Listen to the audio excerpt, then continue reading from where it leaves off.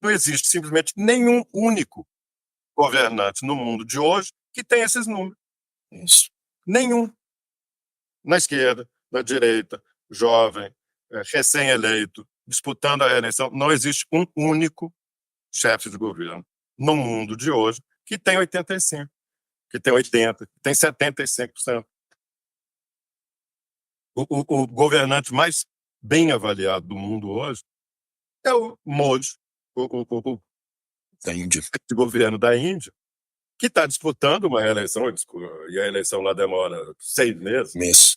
e fica o país inteiro movimentado, mobilizado, e isso ajuda a explicar por que o Modi tem, neste momento, uma popularidade de 70%, que é assim, uma coisa que para o Lula era ruim, ter 70%. Pois bem, o Modi é hoje o chefe de governo mais bem avaliado do mundo no meio de uma eleição. É totalmente diferente a popularidade de um chefe de governo no começo, no meio e em plena reeleição. Então, E a economia não resolve o problema do Biden, por exemplo. não é de lugar nenhum, é isso que eu estou te falando. Todos os dados estão difíceis de comparar. Tem uma pesquisa americana feita por telefone, que é uma modalidade que se tornou legítima mundo afora, que entrevista eleitores de 25 países, todos os grandes. Nenhum chega aos 80. O mais bem avaliado é o Modi, e só tem 3 com uma avaliação positiva melhor que a negativa. Os outros 21 estão nessa faixa de 50, 60, 50, 50, 45, 55, e tem uma bitolada que está lá se afundando na grande impopularidade. O recordista nessa estatística de impopularidade é o primeiro-ministro do Japão, que tem hoje 15% de aprovação contra 85% de aprovação. Ele está bem? Não está bem. Ele está mal. Mas no mundo de hoje, má avaliação é a regra, não é a exceção. Então, nós estamos vendo uma sucessão de pesquisas que mostram que existe uma resiliência do bolsonarismo que faz com que ele fique com uma taxa de aprovação aí na casa dos 40, 40 e poucos por cento, e Lula, do outro lado, com uma, se você considera as perguntas que dizem respeito a ele, ao que ele já fez, ao que ele está fazendo, na casa de 50 e tantos. Então, agora, esses números de popularidade, da velha popularidade, da avaliação positiva que tínhamos até, sei lá, no início deste século, que é no caso do Lula este, com certeza, encobriam uma realidade política que sempre foi muito menos, vamos dizer assim, favorável do que os números de avaliação de governo. Nós vimos Lula com 80 e poucos por cento, 87, se não me engano, chegou a ter, como a Tereza estava lembrando, no final de 2010, aí já não tem 20 anos, mas já quase daqui a pouco já tem mais de 10, já tem 15, né? Mas quando foi votar, não deu 80%.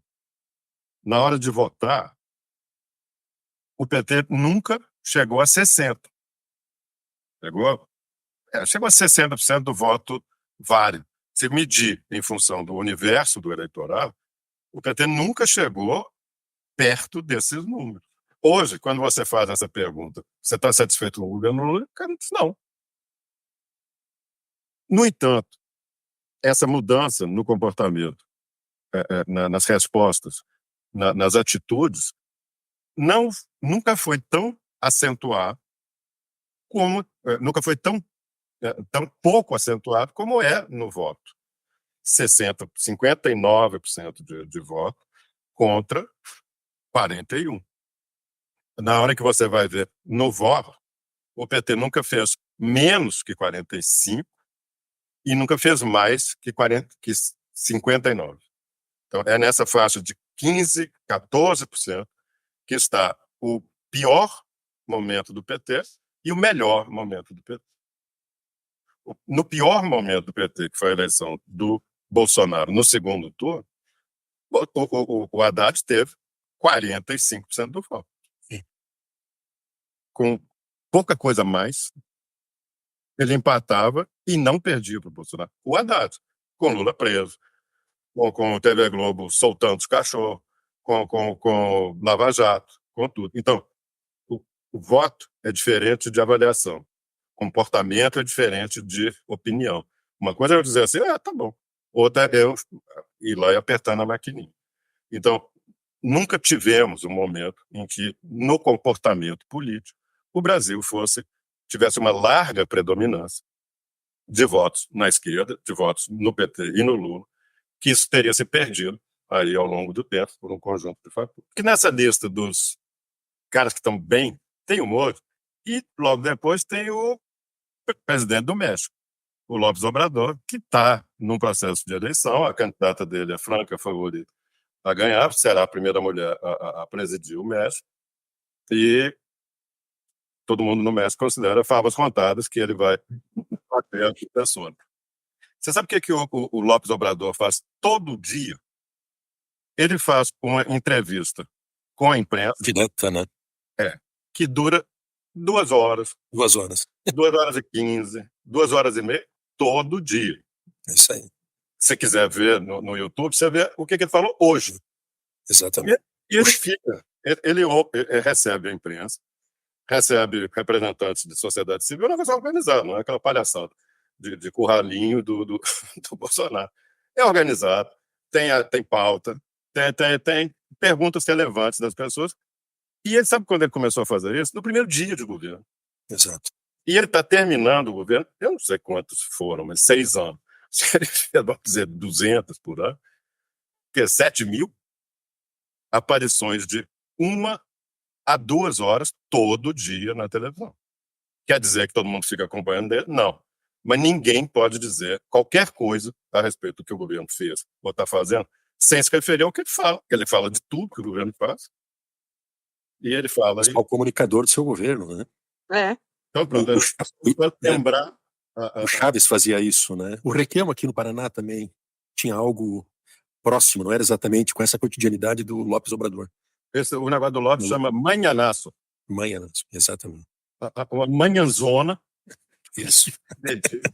a falar com todo mundo que quer ouvir. Está no YouTube, está nos canais de rede social do governo do México. Começa com um disclaimer lá. Obrigado por ler, fazer prestação de contas, é isso que eu estou fazendo aqui. Óbvio que não é só isso que eu estou fazendo ali. Mas ele não fica fingindo. 2 horas falando. E respondendo perguntas também, claro. Pois é. Bom, Seria uma boa receita para o presidente Lula, né? Exato. Fez algumas tentativas, e é um excelente comunicador, a principal comunicador do seu governo é o próprio presidente. Né? Que é um caso mais ou menos parecido com o Obrador. Ele também Exatamente. São 70 e tantos anos, é altamente respeitado, é queridíssimo uma parcela grande da população. Ele é o Lula do México. E são muitos amigos, são muito amigos os dois. Desde antes do PRI ainda.